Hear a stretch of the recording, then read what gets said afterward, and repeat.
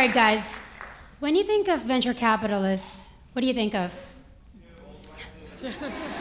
Well, they went to Stanford. They're engineers. They have big networks. What else? They were Patagonia. They like kite surfing. And they're typically old white male. Well, hi, I'm Shruti Gandhi.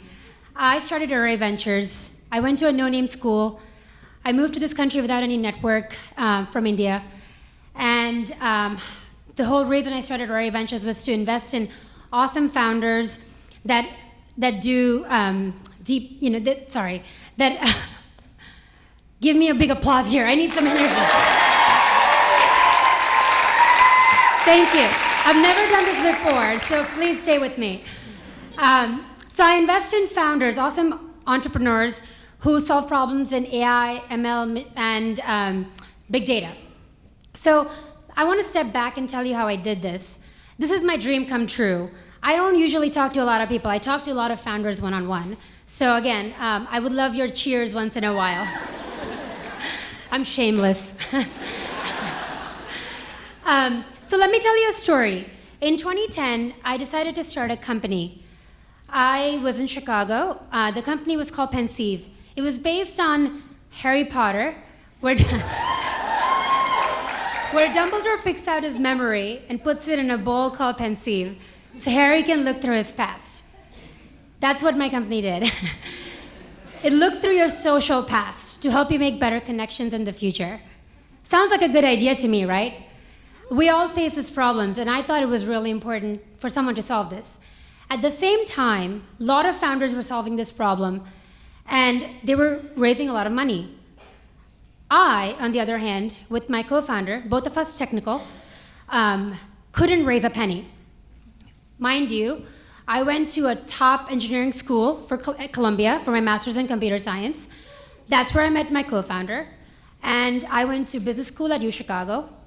Again, my South Asian community would love these degrees and brands and so forth. But it wasn't relevant. VCs weren't biting it. I could not raise a penny, and I was frustrated. It cut deep. I took it very personally. So that is when I was drinking one day with my friends. Yeah, that's what we all do when we're all frustrated. So I was drinking one day with my friends, and I said, let's reverse engineer this VC thing. I'm going to figure out what do VCs look for in founders when they're investing in companies. Well, right, like what's the best way to tackle this? If you can beat them, join them. So that's what I did. I went and basically worked for free for anyone who would, hire me in VC. I did research and, thesis, all the stuff I could do to just kind of beg for a job. Someone hired me. And you know what? I was actually good at it. Early on, I was able to invest in companies that were able to kind of get acquired by Apple, McGraw-Hill, Samsung, and some other companies are now still alive and raising Series D and so forth from SoftBank and other big funds. Yeah, so I was getting some validation there. The other thing I learned was, back to my company, was VCs love investing and creating patterns. As we all know, the pattern recognition that VCs talk about. I did not fit that pattern, is what I learned. And you know why? Because I did not look like what they look like.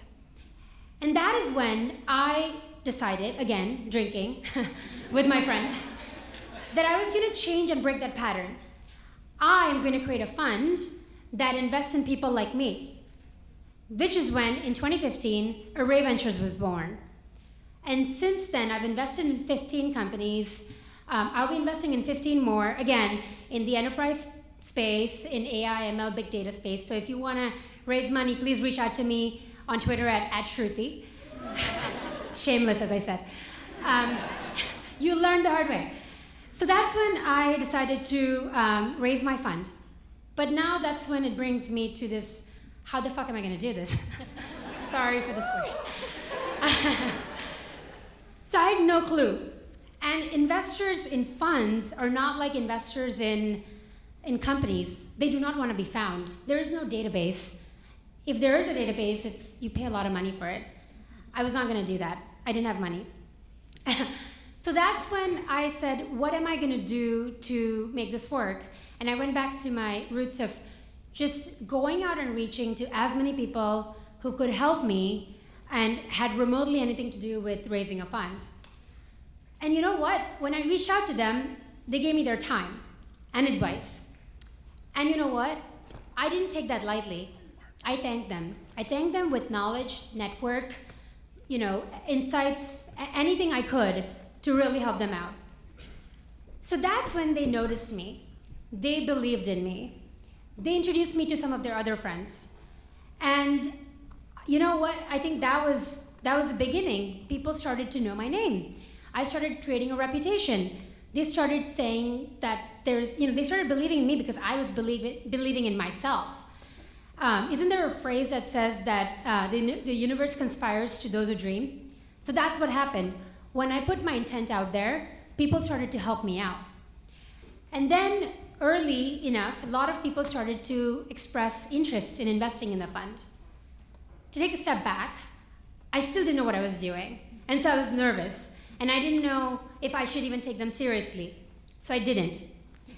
I continued on what I knew how to do best at the time, which is go, talk to more people, drink more coffee.